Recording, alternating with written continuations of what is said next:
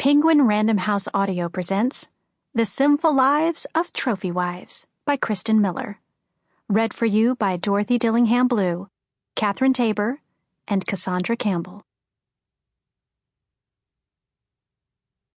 Once again, to Justin. I'm not afraid to love a man. I'm not afraid to kill one either. Grace Dent, The Nightmare Next Door. Chapter 1. Georgia. Present day. The day after the accident. St. Mary's Medical Center. Pain is the first thing I remember. One moment I'm sleeping the soundest sleep anyone has ever slept. In the next, pain bites at the tips of my toes. Sharp, piercing sensations crawl up my body, slinking over my skin, torturing every nerve ending until I'm paralyzed. I try to suck in a jagged breath, but lead sheets crush my chest. I'm flattened against a firm mattress.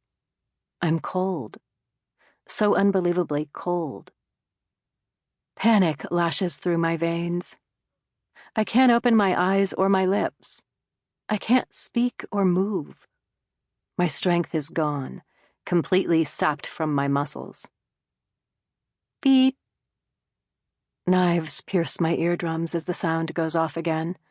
Swallowing is an effort. A jagged-edged rock has taken up residence in the back of my throat. I'm so thirsty, my lips are unbelievably chapped. Beep. Without warning, the nightmare floods back in violent, vivid color. Flashing lights and blood and screams create a chaotic painting against the backs of my eyelids. Agony follows. And grief, too.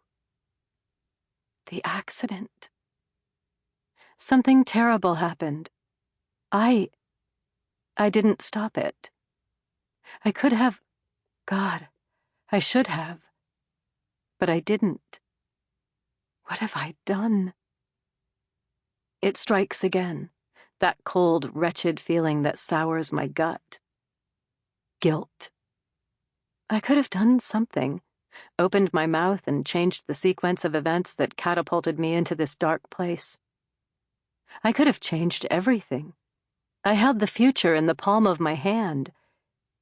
But I didn't act, didn't try hard enough. This is my fault. Beep. The annoying bleat morphs from something intrusive and foreign into something familiar. A machine I've heard before. When my first husband, Eli, slipped and tumbled down our spiral staircase. He landed on the bottom, arms and legs broken in awkward angles like a demented starfish. His head had hit the tile hard and oozed blood from the crack in his skull all over our Grecian tile. An ambulance rushed him to St. Mary's Medical Center. The doctors tried all they could to save him, but their efforts were in vain. The following year, Andrew, my second husband, had been dead on arrival. Not much the doctors could do after he swallowed that bullet. I found him in our office, his brains staining the back of an Italian leather chair I'd given him for Christmas. Beep. I know that noise. I'm in the hospital. The knowledge only increases the adrenaline surging hot through me. Open those curtains, would you, Sherry? Someone says from beside me. I'm here. I can hear you. I want to scream, but I can't. My lips might as well be stapled shut. There, that's better, the same nurse says after another shrill chirp from the machine. She's still really pale, though. Do you think her color is off because of blood loss? Someone asks from the other side of me. This voice is softer, sweeter. Or lack of sunlight from being stuck indoors? Look at her nails, Karen.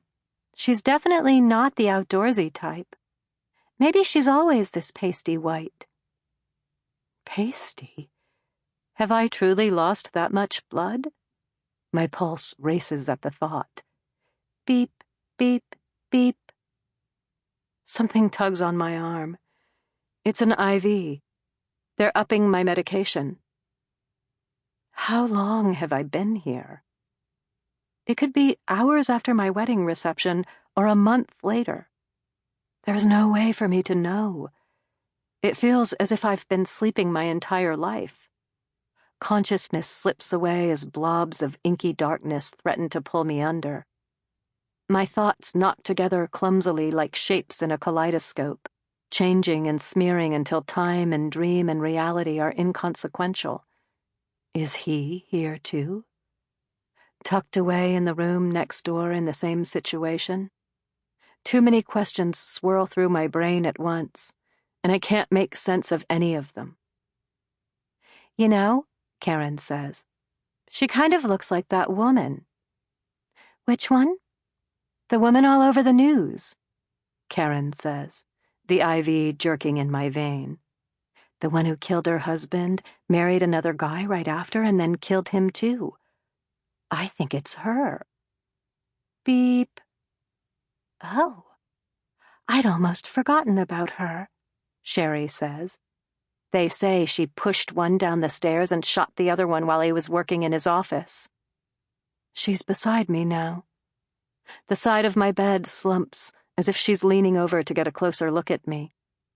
Yeah, she kind of does look like her, doesn't she? What were they calling her? The Black Widow. That's right. Hard to tell what she looks like with those bandages on her face. Oh, for the love of all that is holy, please don't let my face be covered with scars. I wouldn't want to live if I've become disfigured. Did you hear if the other woman made it? Karen asks. The one who was hit by their car? There was no way that poor woman could have survived. They had to have been going fast. Sherry's voice lowers. When they brought her in, she was really messed up. Did you see her? The officer said she flew 30 feet. Cracked her head open on the asphalt. What was she doing in the middle of the road? No one knows. Sherry sighs heavily, as if whatever she's thinking has taken a physical toll on her. But that's not the worst of it. I've heard that the woman's husband, the one driving, was killed on impact when they veered into a tree. Oh my God, Karen says as she pats my hand. She's going to be devastated when she finds out. Denial flares in my gut. That's not right. They're mistaken. I'm not. We hadn't. Robert couldn't have died. That's not possible. Beep, beep, beep, beep. It gets worse, Sherry retorts. I overheard the officer outside her door talking to a detective last night. They're going to have a lot of questions for her when she wakes up. And who knows? They might try to arrest her for murder. Murder? No. This can't be happening.